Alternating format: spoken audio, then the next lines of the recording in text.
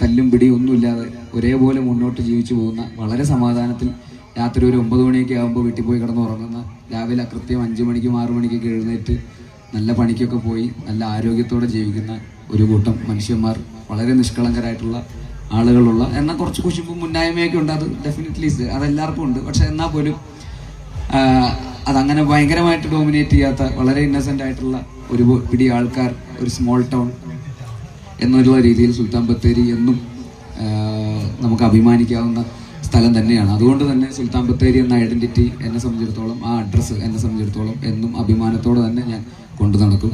ഇപ്പോൾ പ്രത്യേകിച്ച് നമ്മുടെ മുനിസിപ്പാലിറ്റിയുടെ പുതിയ ഈ ക്ലീൻ സിറ്റി എന്ന് പറയുന്ന ഒരു ക്യാമ്പയിൻ, ഇപ്പോൾ നമ്മൾ എവിടെ പോയി ഏത് സദസ്സിൽ പോയിരുന്നു സംസാരിക്കുമ്പോഴും സുഹൃത്തുക്കളോടൊപ്പം, സിനിമയിലുള്ളവരും അല്ലാത്തവരുമായിട്ടുള്ള സുഹൃത്തുക്കളോടൊക്കെ വയനാട് വഴി ഒന്ന് പോയിട്ടുള്ള, സുൽത്താൻ ബത്തേരി കടന്ന് പോയിട്ടുള്ള എല്ലാവർക്കും പറയാനുള്ള, അത് പുറത്തുനിന്ന് ഇത് കണ്ടിട്ടുള്ള ഒരാളെന്നുള്ള രീതിയിൽ ഞാൻ പറയുകയാണ്, അത് എല്ലാവർക്കും വളരെയധികം നോട്ടീസ് ചെയ്തിട്ടുള്ള ഒരു കാര്യമാണ്. സുൽത്താൻ ബത്തേരി, സുൽത്താൻ ബത്തേരി എന്ന് പറഞ്ഞു കഴിയുമ്പോൾ അവരെല്ലാവരും 100 നാവാണ്. കാരണം അവിടെ പോയി കഴിഞ്ഞാൽ ആരും ഒരു ചെറിയ കഷ്ണം കടലാസ് പോലും കാണാൻ പറ്റില്ല.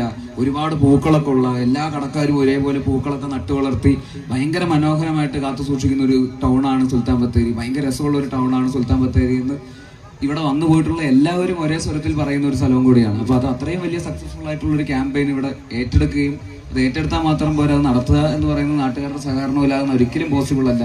അപ്പോൾ അത് വളരെ വൃത്തിയായിട്ട് എല്ലാവരും എല്ലാ ദിവസവും രാവിലെ തന്നെ ഇത് ക്ലീൻ ചെയ്യും. ആ ചെടികൾക്ക് വെള്ളമൊഴിച്ച് നനച്ച് നല്ല പരിപാലിക്കുകയൊക്കെ ചെയ്യുന്ന ഒരു നല്ല നാട്ടുകാർ, നല്ല മനസ്സുള്ള നാട്ടുകാർക്ക് അത് ചെയ്യാൻ പറ്റുള്ളൂ. അപ്പോൾ അതും ആ കാര്യത്തിലൊക്കെ നമ്മളെന്നും മുന്നിൽ തന്നെയാണ്, മറ്റുള്ളവർക്ക് മാതൃക തന്നെയാണ്. ഇപ്പോൾ നേരത്തെ പറഞ്ഞ പോലെ മാനന്തവാടിയും പുൽപ്പള്ളിയും കൽപ്പറ്റയും മീനങ്ങാടിയും അല്ലെങ്കിൽ വയനാടിന്റെ പുറത്തേക്കും ഒക്കെ ഈ ഒരു ക്യാമ്പയിനിന്റെ പ്രതിഫലനങ്ങൾ പല രീതിയിൽ പ്രവഹിച്ചുകൊണ്ടിരിക്കുന്നു. പല ആളുകളും ഇപ്പോൾ അത് വീണ്ടും അവരുടെ സിറ്റികളിലേക്കും ടൗണുകളിലേക്കും ഇത്